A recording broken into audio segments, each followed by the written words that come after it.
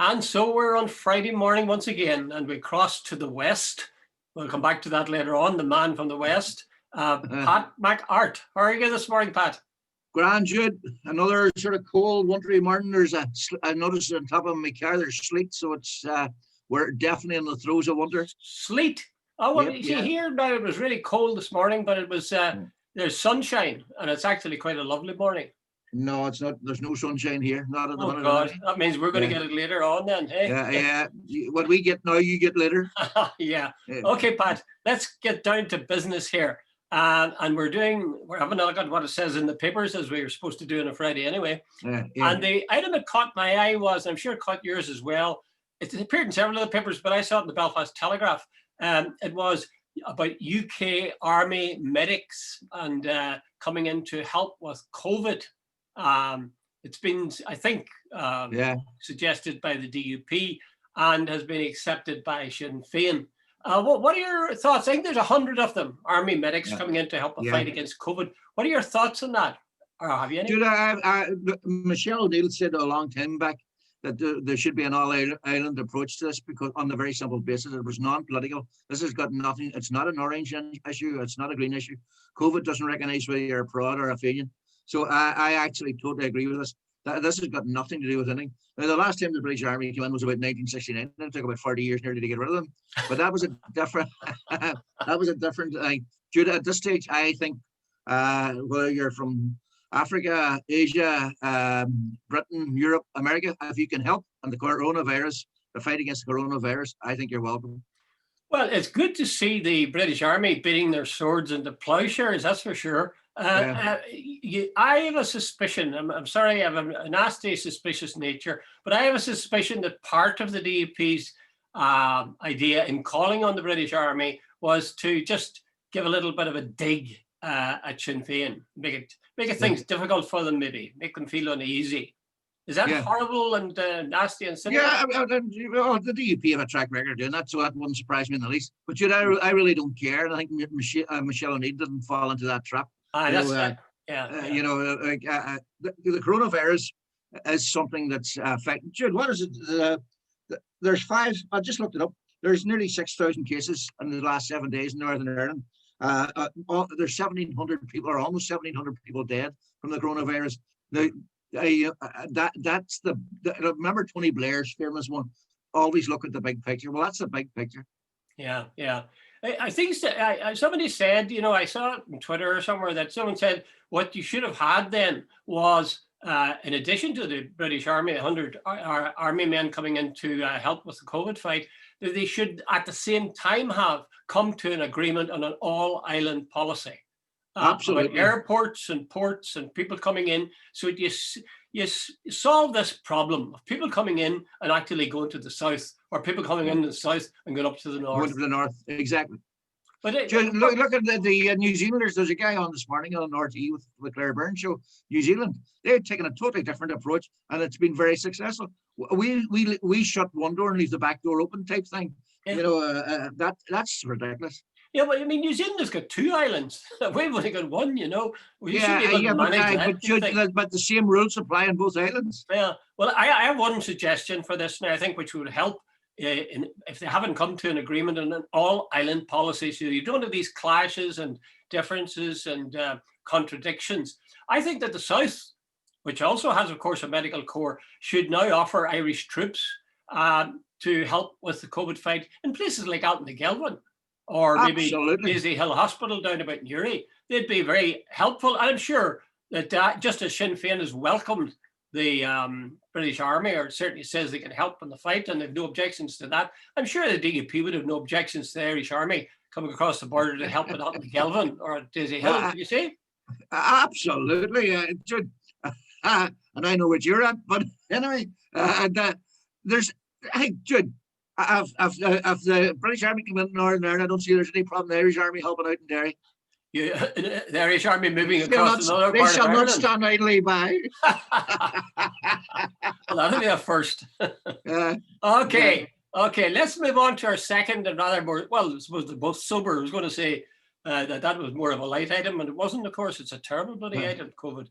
The second item I've spotted is one from the Irish News, but again, it's carried by a lot of the papers.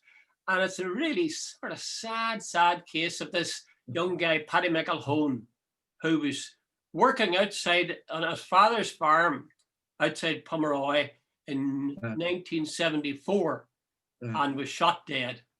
And it has taken until now, only yesterday in Oma in the court, was it acknowledged that this young guy was totally innocent. Yeah, he was 24. I feel sad.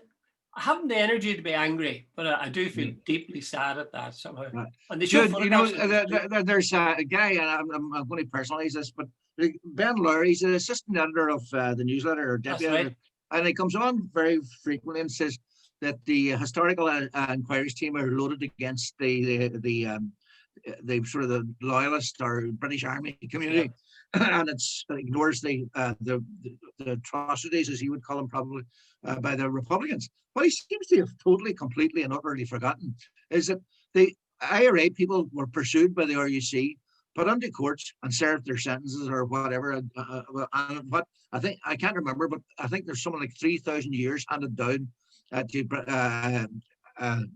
Republicans. How many? The RUC and the British Army and the UDR were involved in a significant number of shootings and murders, and you could count, I would say, on one hand, the number of convictions that were obtained against them. So that is why like people like the McELHONEs. Paddy was 24. He was a farmer. He was not involved. There is zero evidence of any. So he was just a farmer, innocent young fella, going about his job, shot in the back. By the way, you didn't mention that when you said it. So, like that, how much of a threat was he to anyone? And that the fact, how many years due to 74? What's that? 46 years ago, 47 years now. To 50, coming up to 50. No, so in other words, his family are now old people. His brothers and sisters, presumably, have still got a couple left. Like they've waited, and I'm sure his mother and father went to their graves brokenhearted. You know, so that's the reality. And you know, so this sort of thing, playing politics, you know, that Republicans are getting different. No, it doesn't. There were innocent people shot dead by the British Army, and no accountability. That's what rankles with the nationalist community. Yeah. I thought it was really sad looking at the photograph of him. You know, he looked like an ordinary country wee fella. And that there's so much life that he has missed. If you stop to think about it, 1974, look at all the things that have happened since 1974. Exactly. And in normal circumstances, he would have experienced those and interacted with people, got married, and God knows what. Yeah. None of it. None of it at all. Just take it away for keeps. Actually, you can see why, at least I think I can see why people would have joined the IRA when they saw that sort of thing happening. I mean, supposing you were a friend of that young guy and you know that he was innocent and he was shot as he worked in a field of hay or something. You'd certainly feel very, very frustrated and feel clearly that these people were oppressing you. Jude, you know, I remember John Taylor Ken McGuinness, sorry, my apologies, John Taylor, the difference is not great, on one night, and he said that the unionist government of Stormont had nothing to apologise for. Like, if you think you have nothing to apologise for 50 years of bigotry and sectarianism and discrimination, fair, go ahead, work on that one. But what do you think motivated? You know, the violence of the IRA was not born in a vacuum. It grew out of anger and injustice and unfairness. Well, I noticed also, Pat, that the family have said that it would be pointless. Somebody mentioned the possibility that the British Army would apologise to them. And what's the have point? said that would be pointless. They have no interest in that at all. What would your feelings be in that? Jude, it would be a meaningless, worthless, pointless in every sense of the word. It's not to bring this back. It would be totally insincere. And it would be a purely, we apologize. And you know, how are they going to? They're on compensation. Like, what are they going to compensate a man for his life? No, well, they didn't mention compensate. They didn't mention compensate. No, they won't. You see, Jude, once you apologize, apparently you're accept, and then there's other illegal. So they won't apologize anyway. But they, you know, even if they did apologize, what would they? They might sort of say, and like what would they even do with it? No, Joe, to answer your question, no. In fact, I would consider it quite insulting. Well, actually, I think the idea. I agree with you. I think the idea of apologizing. You know, you shoot somebody dead, and 46 years later you say sorry. You know, it took 46 years. I think that's too hard. On the other hand, of course, don't forget we're a Christian country. You're supposed to forgive people who do evil to you. You're even supposed to love your enemy. So you could argue that you know, the family should be forgiving. Right, you know, in other words, you know, that would be very Christ-like, and I know. So the British Army shot dead your brother, deny it for 46 years, then sort of found guilty in a court. Then they turn around and say, "Oh, okay, sorry, no, and you're supposed to accept that." No, Jude, sorry, I couldn't do it. I would be. I have to confess, I'd be the same myself. I thought it was ludicrous at the time of Bloody Sunday when David Cameron came on that big screen in Guildhall Square and apologized for Bloody Sunday. And the thing that got me was people cheered. Yeah, I don't. No, Jude, it wasn't so much. They did cheer. I understood why they cheered. In fact, I was one of them people cheering, because it was at last the state. Hey, they don't forgive them. They just sort of said, at last, the truth. You people have admitted the truth. That was it. Relief.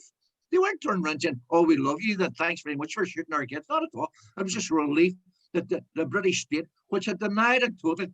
What did he say? You can't justify the unjustifiable.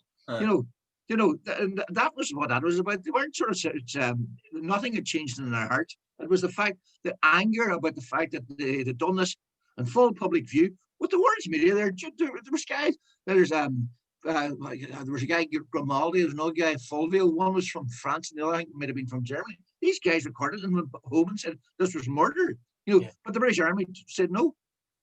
I remember distinctly. And I was in Canada at the time, and there was a Northern Unionist guy who had a column in the local paper, and he said that he knew from his contacts that every one of the people who were shot were carrying arms of one kind or another. Yeah. Sure, so there was a network there putting out the story. Absolutely. The British Army, by the evening of Bloody Sunday, they had got onto their embassy in New York to get out the statement that these were all gunmen and bombers. Shocking. What about the idea of compensation, Pat? Would you be in favour of that? Should they be offered compensation? Money, I mean. Well, the Bradley and Eames report said that they should be offered compensation.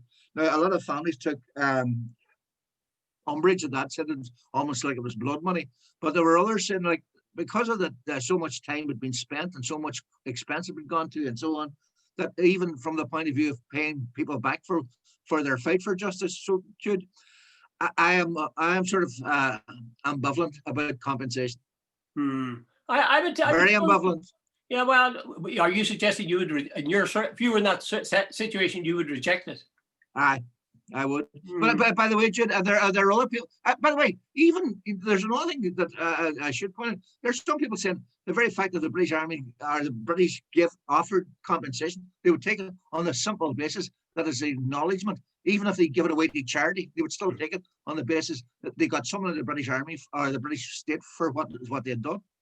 Yeah, I think, I mean, it's quite clear, very obvious that no amount of money is going to bring back the young person or the person who was killed.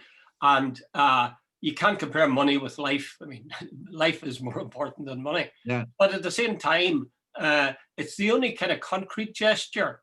Yeah. It's so easy to say, "Oh, I'm sorry," but I mean, if you do something, even simply a sum of money, that sort of gives a concrete acknowledgement to your words rather than just the words themselves. Yeah, I agree with that. You know, like when you well, look at somebody like Jackie Duddy. He was only 17. You know, so he's the rest. Like his whole life was ahead of him. You know, I think Barney McGuigan, he was 45. He was the oldest.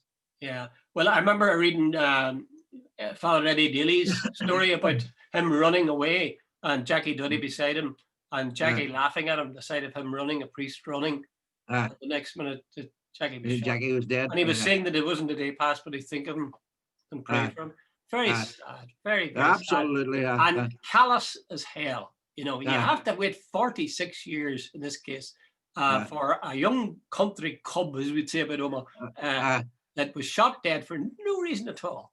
Why the hell did they do that? Was it carelessness? Was it deliberate? You'd hardly believe it. Some of the people that they hand guns to and put on a uniform are psychopaths. There's no doubt about it.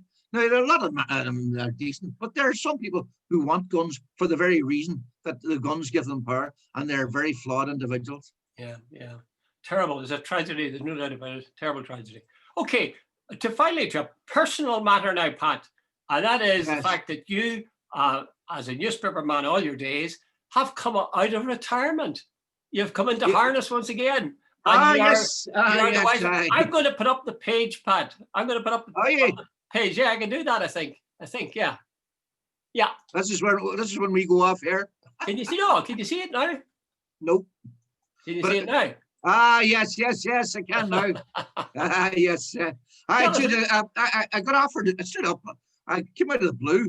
I got a phone call one day from the editor of the managing editor of the Daily Mirror, offering me a job as a columnist, so I took it. Yeah.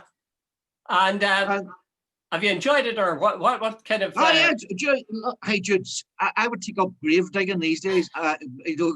COVID as anything that keeps me brain going and give me something to do. Jude, are you suggesting that our talks aren't keeping your head ticking enough? Our talks are keeping me sane. Never mind keeping me going. On the other hand, they're driving any number of people insane. I'm saying that, but you know, when it gets dark, well, the thing is starting to get. When it gets dark at 4 o'clock, by God, it's a long night. So when you have something to do, you know, and I'm like, Jude, I've spent fun. I may as well. I've written. I used to write a column for a newsletter years ago, but writing the column for the Mirror is actually good crack, so I enjoyed it. Well, you wrote several stories there. You had a big story about the Catholic Church and the whole mother and babies thing, and you had several others. Which of the pieces that you wrote there did you feel most fun or enjoyment from? Well, I wouldn't go so far as that, but I wanted to tell that story about. He was a friend of mine. I actually went to see him in Australia, Jim Breslin. He's still alive, the man. That's the main story. Jim was an orphan, quite young. He was in an orphanage in Derry, and he was sent off to Australia. But he became a friend of mine, and so on. And I wanted to tell his story because it was told in the Derry Journal many, many years ago, but it deserved a wider audience. And Jim was he's a fantastic man. Jim had zero education. They were treated very badly. He went to this. When Jim became an adult, he went back to school, qualified in science, and worked all his years. He's retired a long time now, but he worked as a science technician in a big school in Perth. And I know he really made a life for himself. Yeah. The second part of his life was superb. The first part of his life was a nightmare. Well, I can understand that. Yeah. Tell us this, Pat. You talked about the big picture, and this is the last. We're nearly running out of time now because we want to keep this to 20 minutes today. Yeah. You said that it keeps your brain ticking over doing that. Yeah. Does it go beyond that? Do you get all your life, it's just striking me, all your life you've learned, made your living, translating thoughts, ideas onto words on a page. Yeah. Do you get a satisfaction? Do you get an understanding by putting the thing in written form, or do you get a satisfaction at the end when you say, that's all right, it's quite good. Jude, I know someone. I'm a much better. I'm a much better writer than I'm a talker. I can when I sit hard down. Hard to believe. No, but when for some reason when I'm talking, I go all over the place. When you're forced to write, you distill your thoughts. You have to, and for some reason, I prefer. Jude, I've spent if you look behind me, I've spent my life reading, writing. Jude, I am useless at electricity. I'm useless at repairing cars. My wife will fix shelves quicker than I will. I'm the most useless person around the house here, but it's the one thing I can do, and I've made my life at it. I became a reporter. Yeah, go ahead. What do you feel, Pat? Say that page in the Mirror, and it's a weekly page, incidentally. Which all I can say is the Mirror are very lucky to get you. What sort of feeling do you get? Do you feel a satisfaction? I often think when I read a piece, and I'm reasonably pleased with it, I feel I don't know what I feel. I sort of a kind of a pride. You've created something that wasn't there before. Yeah. What is this? I can't remember who said it, Jude, when they finished the book. It was the nearest thing a man could come to having a child. You know, you know, or somebody said that, Jude. I don't remember who it was. That would explain the screaming. Yeah. Well, you know, it's the same way when you finish something and you read it back and you go, that's not bad. There's a sense of achievement, or sort of, you know, when a carpenter makes a table and he's finished, and a table and chairs or stairs, and he looks, that's well done. Very good. Like that, very good. That's that sense of, when you look at the page and say, that turned out well. That's very thoughtful. Well, on that philosophical note, Pat, and I think you've hit the button there. I'll hit the button here and we'll end. Okay, Jude, thanks, Pat. Catch up. Congratulations again, and we'll be looking forward to buying the Irish Mirror from now on. Thanks, Everybody. Jude.